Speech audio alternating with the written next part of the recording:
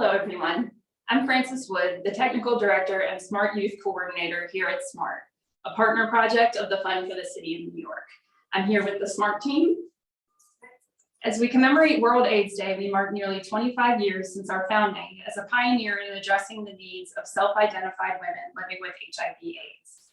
We continue to be inspired by Susan's vision and leadership every day, and by the wisdom of SMART's dear friend, John Falkenberg, whose legacy we aspire to honor.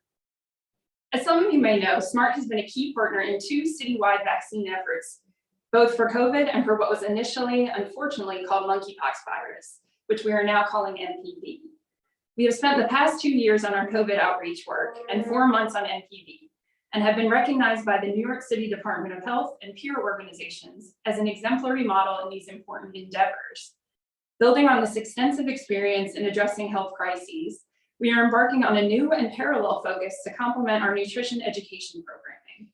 We are calling this Smart Health, wherein we will employ SMART ambassadors as trusted messengers to reach out into the wider community with vital and accurate health information.